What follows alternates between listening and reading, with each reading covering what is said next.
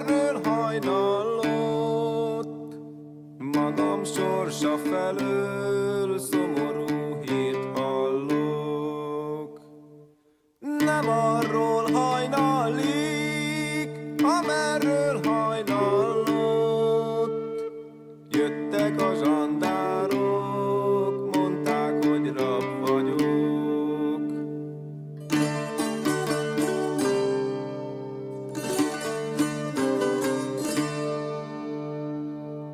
Nem arról hajnalik, amerről hajnalott, eljöttek, elvittek, mondták, hogy rab vagyok. Kivetették rám az elfogató hálót, úgy elfogtak engem, mint egy úton állót.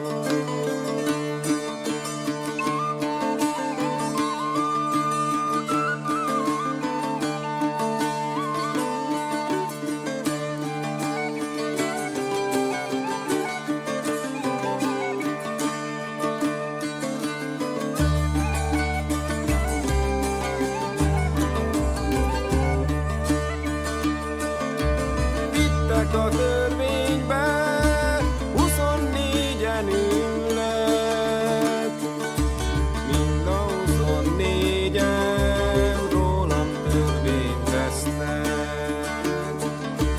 Kinek tegyek panaszt, Istenem, nem tudom, hol tehetek panaszt, köztük mind gyámolom.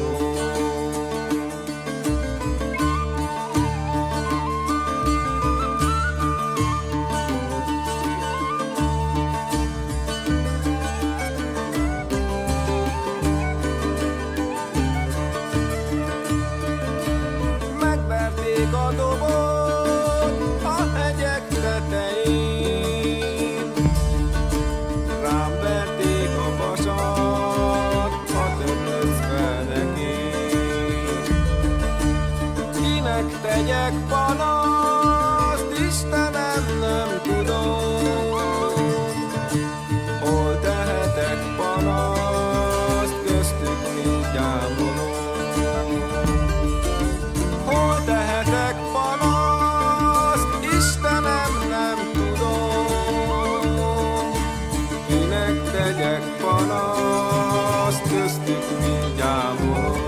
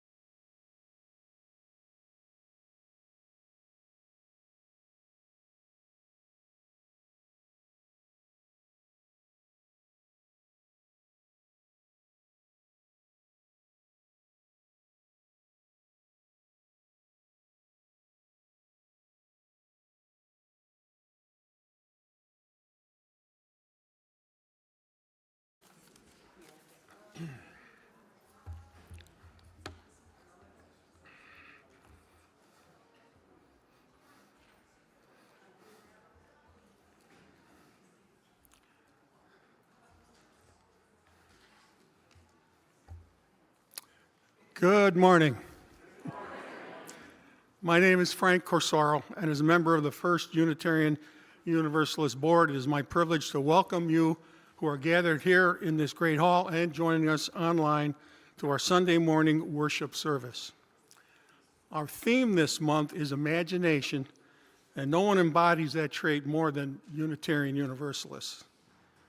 We imagine a world where people of many different faith traditions can come together with shared values in community. We imagined a world where lesbian, gay, bisexual, transgender, queer, and questioning people are treated equally and fairly with the dignity and respect they deserve. We imagined a world where racial justice is no longer something to aspire to because injustice in all its sinuous forms has been eradicated.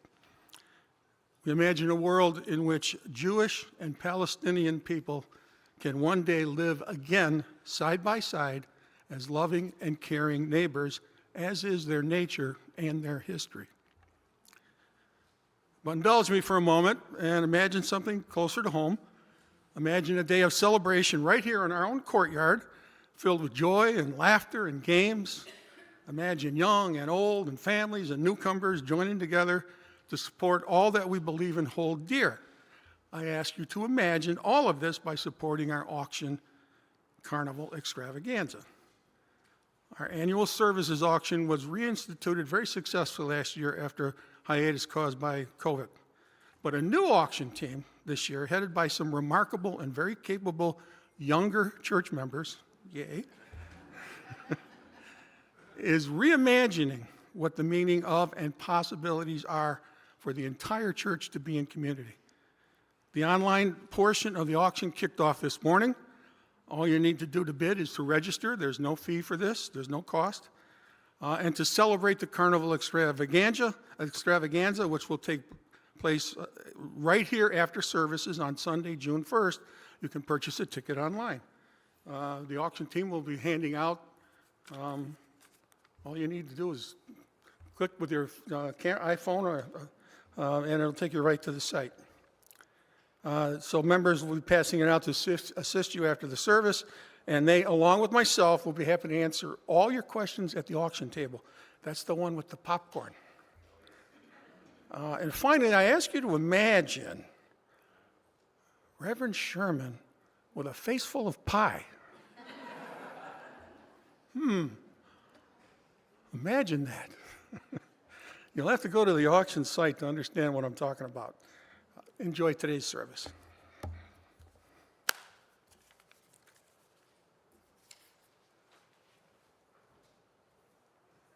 Good morning. I am Reverend Amy Russell, Assistant Minister here at First UU, she, hers. I am a white woman with white curly hair, and today I'm wearing blue. We have so many wonderful people with us here today. We have two worship associates, Hyatt Bain and Grace Gentry. We have a wonderful music director, Jamie Kilpatrick, and our wonderful UU singers. In our tech booth, we have Jim Cregan and Jeremy Weiland. And we also want you to know that our lay pastoral care associate, which we'll have one every Sunday assigned to be available to anyone who needs some special listening for whatever reason, is Joan Lewis. And she'll be standing in the small conference room after the service. And I want to let you know that our hymn leaders are Judith Alexander, Barry Ramsey, and Joanna Walker. And one more announcement. Today is a special day because our seventh and eighth graders have been taking OWL for a long time and learning so many new things. And I really want to, and they're going to graduate today. And it's such a wonderful program that I want to thank our facilitators, Nikki Rovner, Grant Honeycutt, Ann Joseph, and Lyons Hardy. Thank you so much.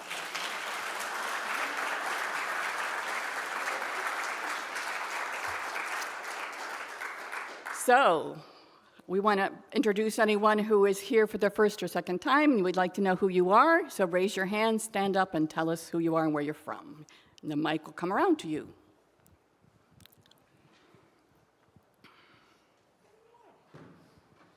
Hello, my name is Milena, and I live up in Mechanicsville. I think this is my third visit to this church, and I'm happy to be here and find my community.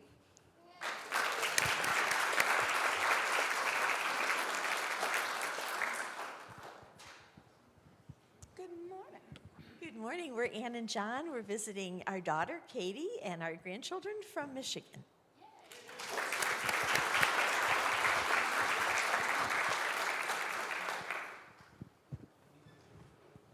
Good morning.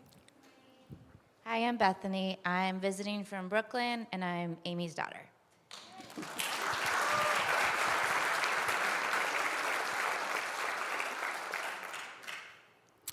So take a moment to say hello to your neighbor.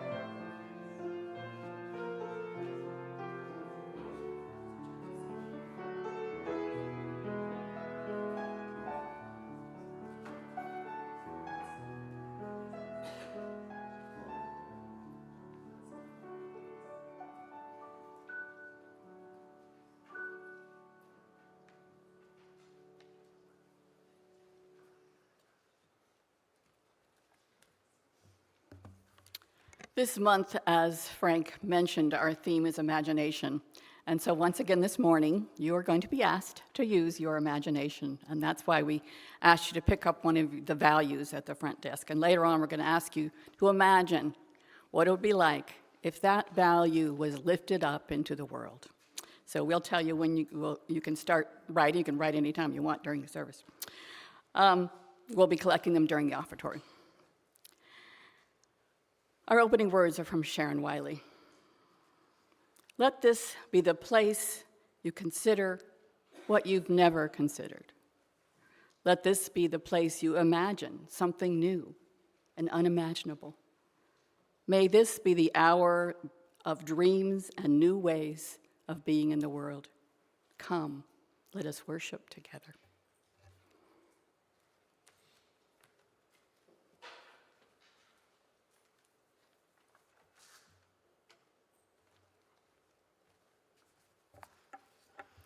Hello, everyone. My name is Grace Gentry. Good morning. I am one of your worship associates today. I use she, her pronouns.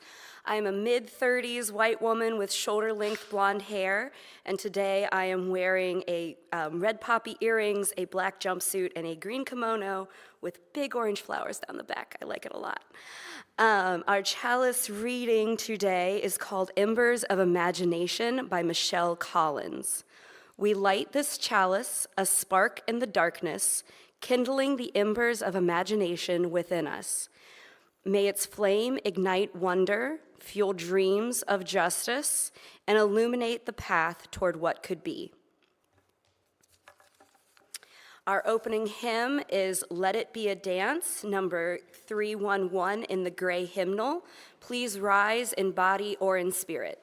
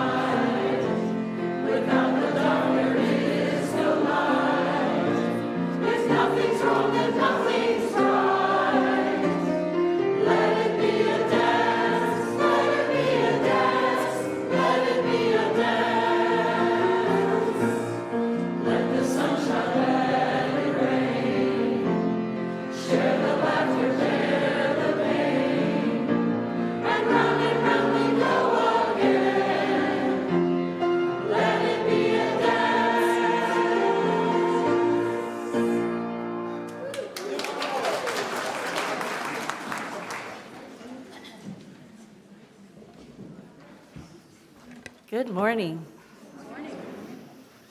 My name is Hayat Bain, and I use she, her, and also sometimes the, we, and they pronouns.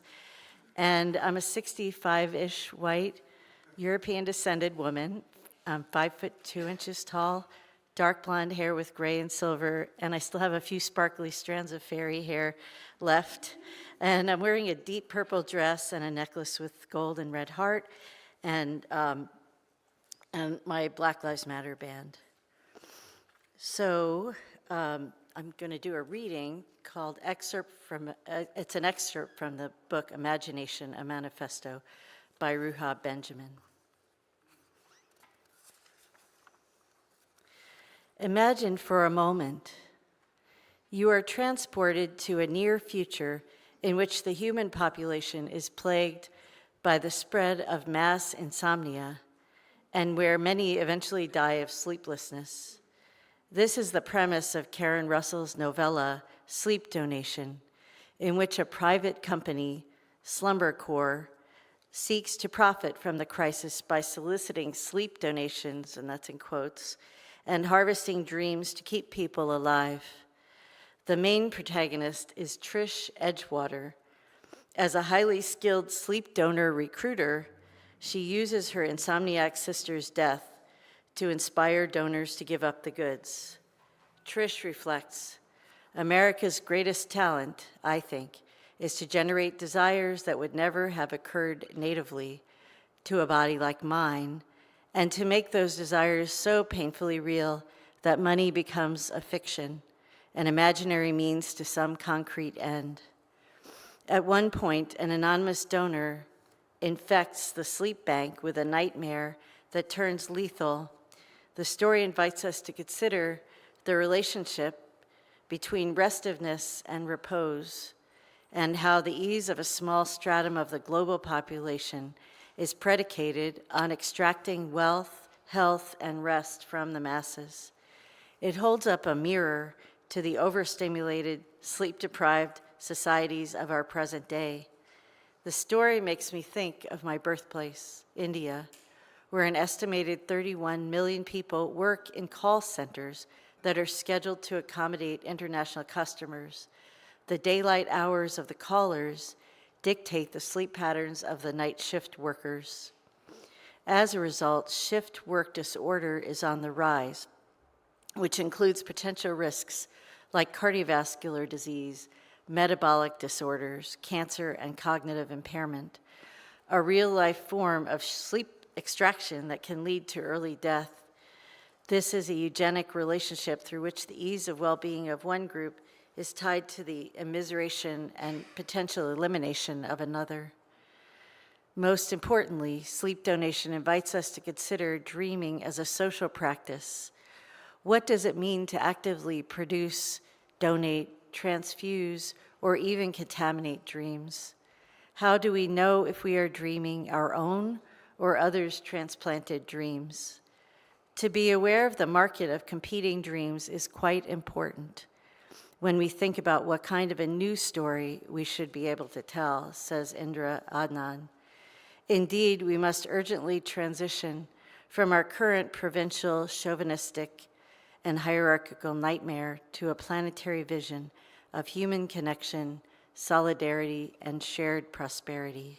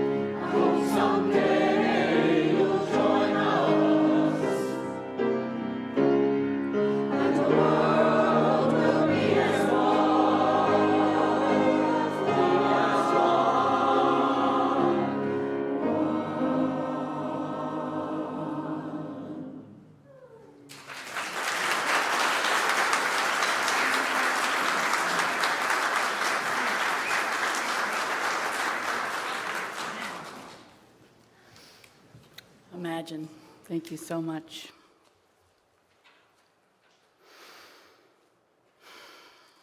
Last night we lost a dear friend. Norm Craig died last night. He was a beloved member of this community, and he will be sorely missed. Let us make a prayer for his family.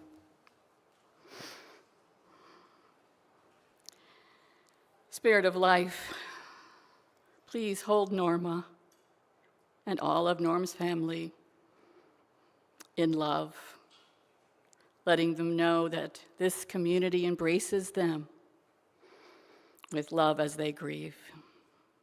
Let them know that this man will not be forgotten, but will be held in our memory as a great legacy. Amen.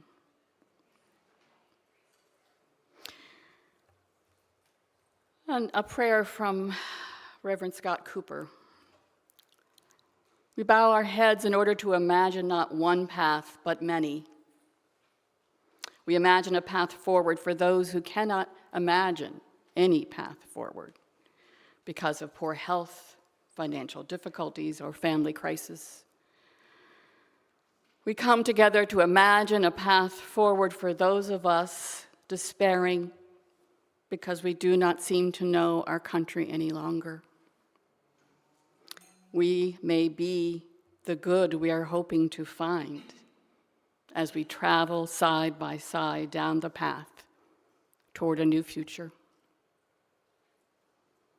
Truly, we know, as we imagine these ways forward, the paths will lead to hope. The roads will lead to beloved community, and the arc will bend toward justice because we have dared to imagine a new world. Amen, Ashe, and blessed be.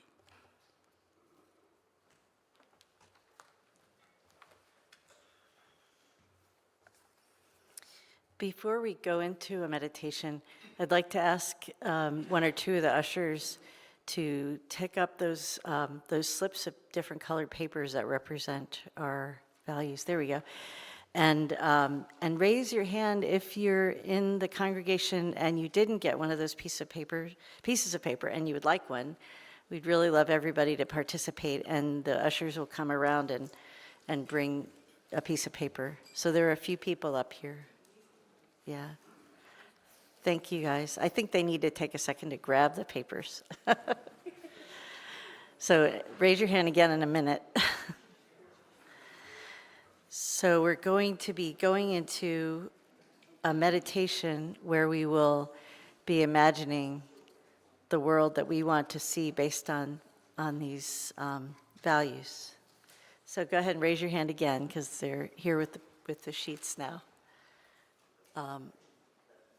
And is there somebody over here? Dorothy, maybe you could come over here, or Tamara. You can see why I thought it was a good idea to do this before we do the meditation.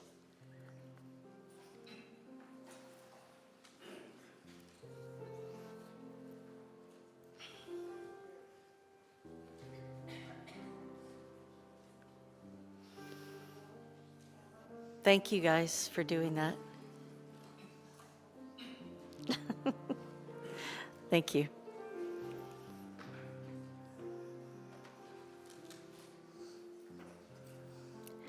Okay. Find yourself firmly seated with your back against the chair if that's comfortable for you. And your feet preferably flat on the floor. You can close your eyes if that feels safe and comfortable to you. Otherwise, it's good to soften your gaze. Just eliminate as much stimulation as possible. So we're just taking a deep breath together.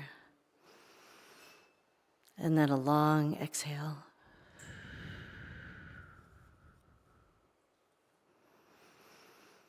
And another deep breath. And a long exhale.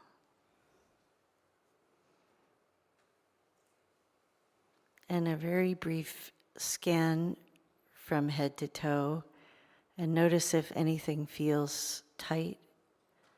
And if it's something that you're able to just, by your will, let go of, allow it to, like I'm noticing my shoulders are kind of hunched, and just allow your shoulders to drop and your jaw to relax, your back to just settle into a comfortable stance. Your hands can be relaxed in your lap. So imagine this new world that we're creating, partly by the value represented by the card in your hand. Imagine what this new world would be like if that particular value were lifted up and shone brightly in the world.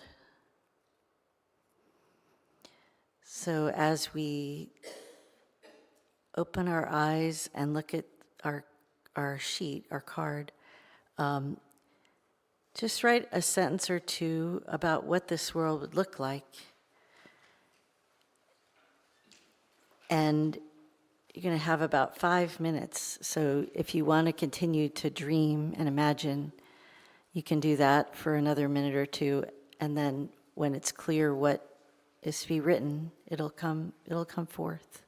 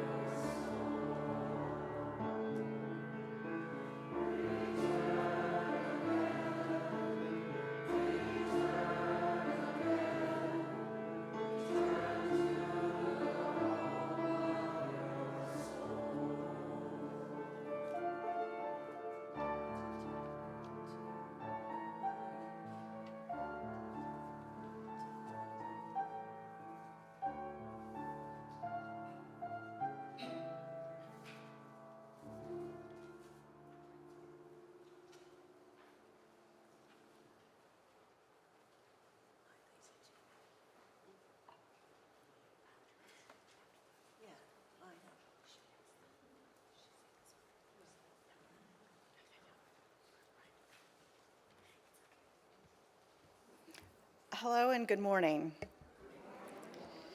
My name is Jennifer Surratt. My pronouns are she, her, hers. I am approximately 5'3" and I would call myself fluffy. I have brown wavy hair that reaches my shoulders, green eyes. I'm wearing a black top, black pants, and black sandals, and red reading glasses. I'm the Director of Programs at C2 Adopt, and today I want to share with you all my experience of being a queer cis white woman and how that's been a healthy part of my experience as an employee for over 20 years. Imagine that. When I arrived at C2 in 2004 after completing my MSW at VCU, I learned that like most foster care and adoption agencies in the state of Virginia, we had a don't ask, don't tell, in quotes, approach to home study assessments and approving families seeking to become foster and adoptive parents. In discussions with our leadership at the time, we all came to the same conclusion, that we needed to demonstrate our commitment to openness in adoption through how we approached our home study process. I am proud to stand here today to say that we were the first agency in the Commonwealth of Virginia to write fully informed, fully open, and fully disclosed home studies for queer parents seeking to adopt. We then went on to train several other agencies in the state prior to the Obergefell versus Hodges decision that did bring marriage equality to Virginia. I'm also proud of the way that our staff continue to support our queer youth.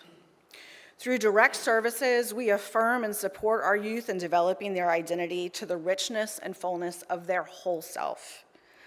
We seek placements that don't just accept them.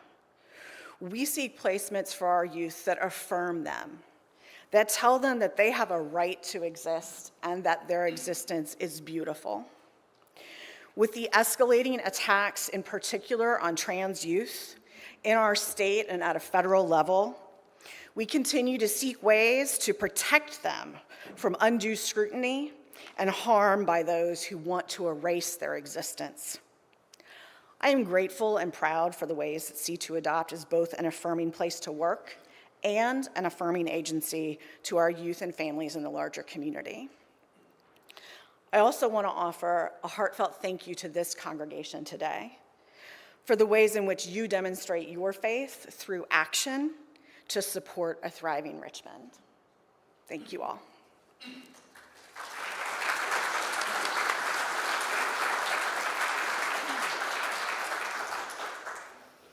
And on the screens, you can see the ways to give if you don't give through the baskets. So we'll now take our morning offering, and the ushers are coming around with the baskets. On the monitor, you find those directions for the ways to give. We'll also be collecting the colored strips in just a moment in a separate basket. And Grace and I, and hopefully with the help of one or two ushers, will come and get those pieces of paper shortly. Thank you so much for your generosity.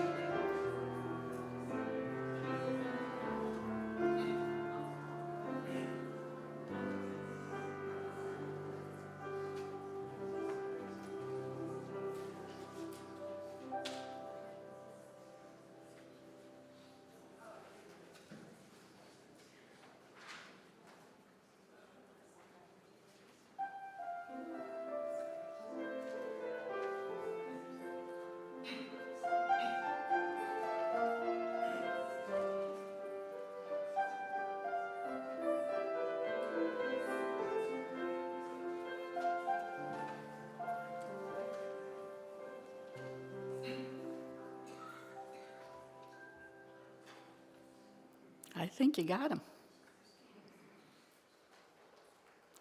I want to thank you all. I love this congregation. You all just jump right in and participate with whatever we've asked you to do. That's wonderful. Thank you.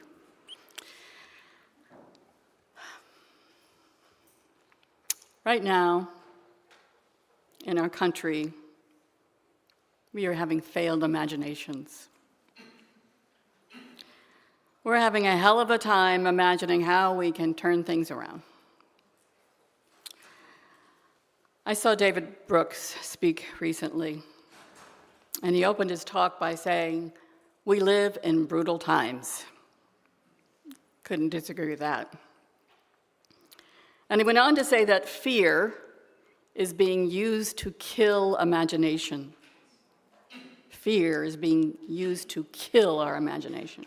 And we can't let that happen, because in our imagination, that's where hope is born. That's where we hope and dream of a different world. Someone who taught people how to use their imagination in envisioning a new world was United Church of Christ theologian Walter Brueggemann.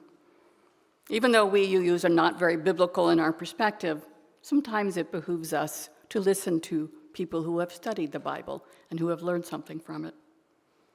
He studied the prophets in the Hebrew Testament and found that the voices raised against pharaohs and kings had much relevancy in today's world.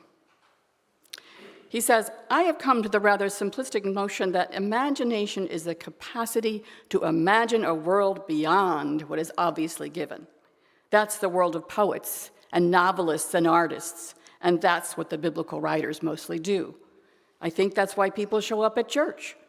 They want to know whether there is any other world available than the one we can see." I think that's true. So Brueggemann suggests that our task as spiritual people is to use our ministry of imagination. I like that, our ministry of imagination. That makes it a spiritual thing. To challenge the narratives of the ruling classes and provide alternatives to what the king thinks. So our job then is to become hometown prophets, using our human imagination to show that the world can be different. Now, I don't know about you. I have never thought of myself as a prophet or even an artist, but what speaks to me about Brueggemann's words is the idea that if we are going to change the world, we have to be prophets and artists and use our imagination. It takes great creativity to imagine a new world, and then to make it happen. Every one of us has had a dream that we've made come true, right? Might have just been a dream that you wanted to finish a project that you had started, or knitting a sweater, or you're planning a fabulous party, or even just a dream that you were going to complete the back fence that you started 2 years ago. It's been sitting there.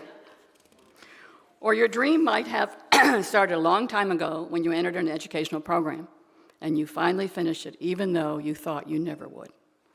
Or your dream may have been a dream job that became a reality, or a life partner came to you. So even though not all of our dreams turn out the way we originally planned, some piece of what we imagined pushes through all the complications of our lives, and that piece that made it through came from our imagination and became a reality.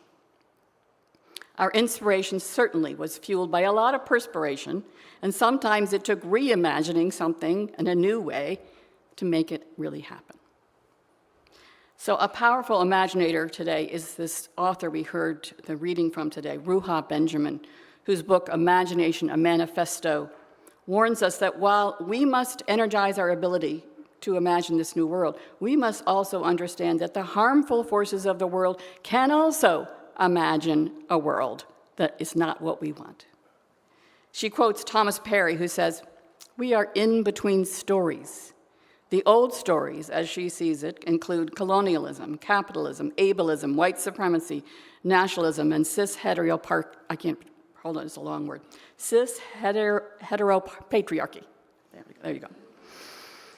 Benjamin says, old stories continue to infect our collective imagination, distorting how we see and value different groups, cultures, and worldviews. They even affect our conception of human nature as selfish instead of altruistic, or competitive instead of cooperative, hardwired instead of adaptable. Benjamin suggests that we reject those old stories and move past this in-between place and write these new stories with our love and with our imagination. We can learn, she says, that by looking at indigenous communities, they have done this for a long, long time. They can demonstrate objectives of human dignity, social justice, and ecology, centering on things other than economic growth. They emphasize not just how to restructure the world around us, but how to recreate and center what is inside us, how to recenter our spirits in what we're doing. Creating new stories that we should center our dream world with understanding humans' needs, not the needs of the ruling class. Benjamin warns us that our priorities have somehow gotten lost in all of this capitalism, and success today is only measured by economic growth. That has to change. So now is the time in the sermon when I share a story of someone who has used their imagination to recreate their lives, right? So I was trying to think, who should I use? And at first I thought of Harriet Tubman, right? What a great example of someone who dreamed of a different life and went out and walked into her freedom. And then not only did she walk into her freedom, but came back into the South and gave freedom to so many others. That took amazing imagination and a lot of work and having success in creating that. But then I thought, but really we want someone who's doing that today. Who's an example of someone who's doing that today? Sarah McBride from Delaware became the first transgender person elected to Congress in 2023. In her acceptance speech, Congresswoman McBride spoke about the difficult road she had in reaching this dream. In 2014, her husband, Andy, died of cancer days after their wedding. She shared that her husband, Andy, had taught her that hope as an emotion, hope as a phenomenon, only makes sense in the face of hardship. It only makes sense to hope when you're going through a really difficult time. And hardship is what she continues to face every day. She says, while at this moment in Americans' history, hope sometimes feels hard to come by, we must never forget that we are the beneficiaries of impossible change that has already happened. Congresswoman McBride tells the story of herself at age 6 or 7 when she first saw a transgender character on the TV sitcom. And she asked her mother what transgender meant. And when her mother explained it, she realized who she was. She wrestled at the early age. She also had a dream of getting involved in changing her country and being involved politically. And so she wrestled with the dream of getting involved in politics, but her thought that her dream of running for office and her dream of realizing her true identity, that these were mutually exclusive. She did not see how she could do both of them. So McBride rationalized her decision to choose politics over identity, thinking she would be able to do more good this way, so very unselfish. She couldn't imagine being able to do both these things. But finally, when she was a student at American University in her final year as she was student class president, she realized she had to do both things because she had to be herself. She came out to her very supportive family, who did worry about her safety, but they supported her as she came out publicly. While her decision has made her life more difficult in so many ways, as she receives pushback and threats on her safety daily, making her dream of not being able to live her true identity while now serving in Congress an example of how living into one's imaginings is possible. One can truly change the world as well as living one's own life as oneself. So I've asked you all to imagine how you might change either your own life or the world, lifting up one of our values. Now, Walter Brueggemann had as his foundation of imagination the Scripture. The Scripture was his foundation for imagining what the prophets would say about the new world. Our values, that's our Scripture. That's our foundation. Allows us to imagine a new world based on those. So I'm going to ask the people who collected the sharings to come on up and share them with us. We have Grace and Hayat. Here we go. Okay.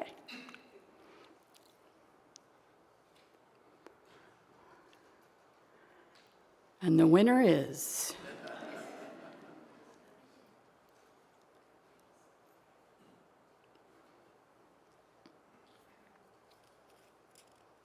So one thing we all know about the values is that in the center of them is... So all of these values are based on love. All right. So we're each going to share 3 of the 6 values, or 2 of the 6 values. Yeah. Okay. Yeah. One color at a time. Yeah. Wait, what are you saying? We're going to do one color at a time, right? Okay. We'll put these. Okay. All right, so I'm going to start with interdependence.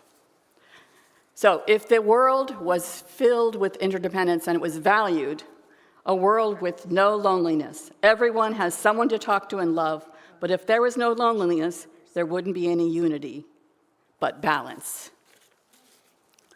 Interdependence. Less viewing the world as a pie to each other, to each get our own, and more understanding everyone can win by working together. And interdependence. One day, we humans will better respect our interdependence with all that exists in our planet. All existence interconnects with us, whether or not we respect it. Better for all that we get better at it and retrain our worst tendencies, plants, animals, minerals, including air and water. That's interdependence. Generosity. When generosity is truly valued, all people will be free to give generously. That is, the needs of all will be met so that we can give creatively, each in abundance. Generosity is not about money. It is about the generosity of spirit to fix what is broken in the community, in this commonwealth, in this city, in this nation, in this world. Generosity, it would be a kinder world, giving others a listening ear, time, money, hard work, kind words, hugs. Giving yourself the freedom to be yourself. Pluralism. We would all have neighbors, friends, businesses, and schools with all races, creeds, and sexualities and members. Everyone would feel that they belong everywhere. The next one is positive values in seeing multiple ways of doing something, not weak to extend grace to others, reducing the power of snark. People of the world would celebrate differences of belief and stop focusing on being superior or elite. All right, I'm going to read the ones that decided to use some other values that we didn't mention. How do you like that? Because they can't do it the way that we ask them to do it, right? Truthfulness. I like that, truthfulness. Our entire political system would be recast, like those like the current reps would be unelectable. Participation would rise in both in candidates and voters. And this person imagines that everyone becomes part of a community, a healthy community, and enriches themselves and others. Wonderful.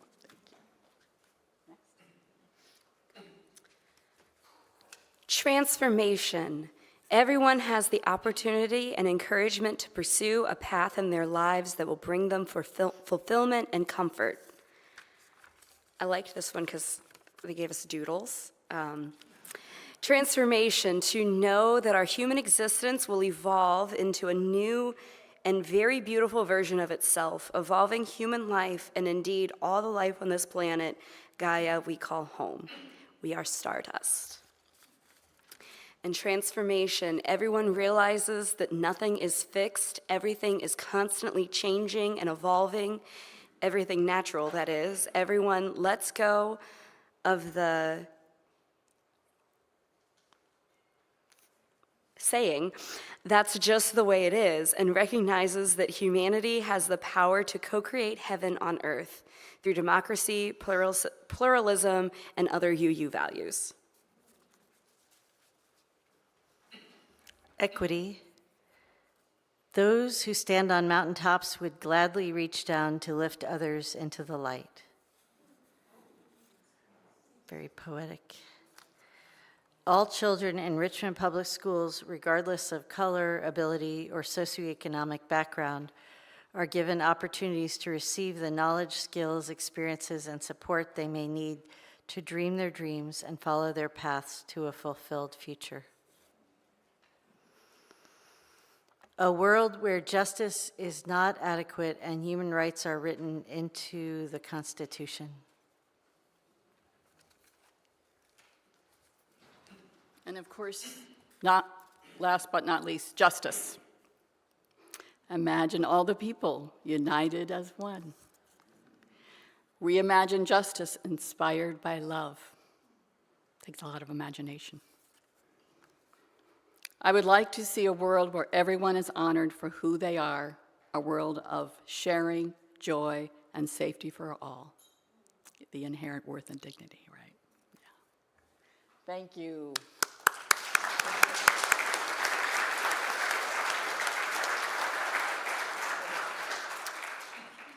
So this is what it means to take our values and imagine a new world.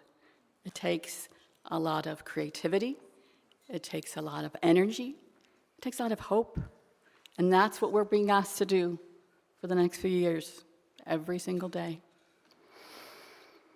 So it's not easy, because some days we don't feel like having creative ideas. We feel like just sitting down and crying. But there's so many ways that I know all of you are imagining ways to change our world. I know that some of you are out there teaching our children new values. Some people are downstairs right now teaching our children our values. Some of you are working on a campaign to get someone elected. Some of you are working in our nonprofits to support our community. I know all of you are doing something to help change this, and that makes my heart just sing. And some of the things that we're doing, like protesting on the streets, is really important and it's helpful, but sometimes I just want to do something really joyful. So a few of us thought about how could we do something really joyful, and we decided a flash mob might be joyful. So we thought we'd try it. So after service today, we're going to create a flash mob for justice, and if you want to learn a very simple dance, that we're going to take out into the farmers markets to create justice joyfully. We're going to be out here in the courtyard doing that, about 11:15 or so.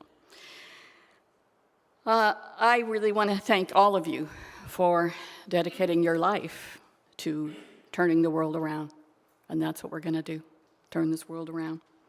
Let's sing our closing hymn. No, I'm sorry, I always forget that.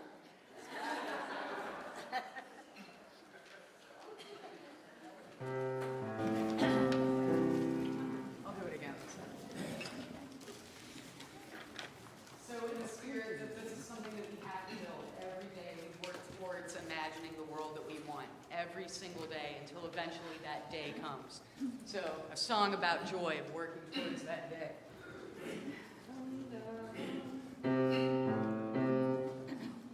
Oh yeah, try not to clap. They're singing on baby folks.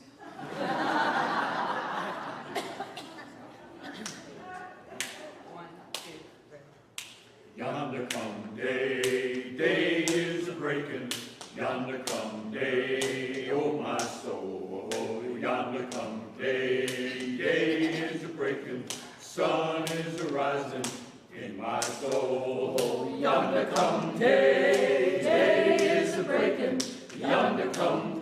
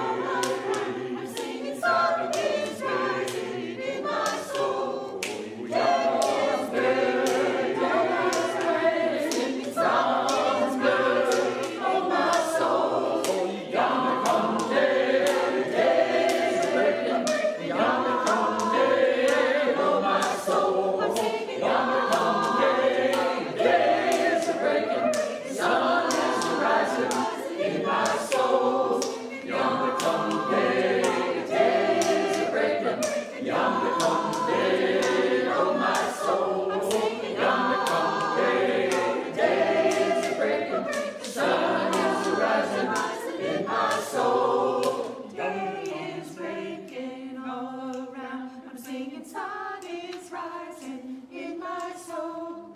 Day is breaking all around. I'm singing, sun is rising in my soul. Day is breaking all around. I'm singing, sun is rising in my soul. Day is breaking all around. I'm singing, sun is rising in my soul. Day is breaking all around. I'm singing, sun is rising in my soul. Day is breaking all around. I'm singing, sun is rising in my soul.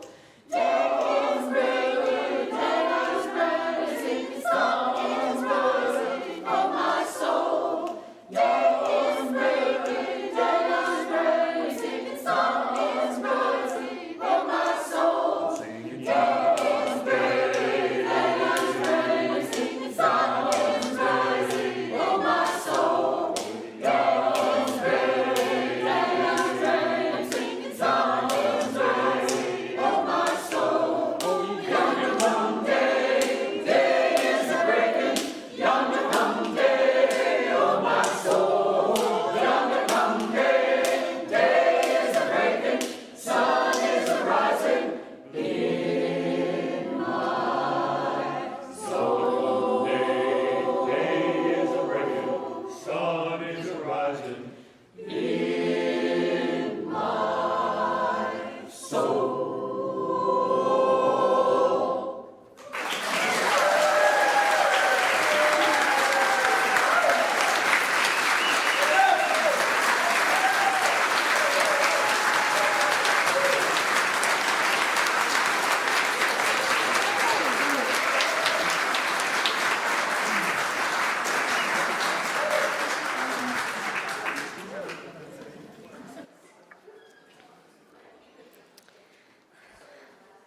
All right. We extinguish this flame, but not the light of our dreams, which we carry into the future, imagining and creating new realities.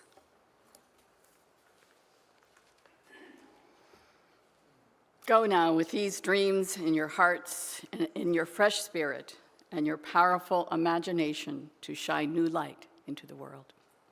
Now we're going to turn the world around. Number 1074.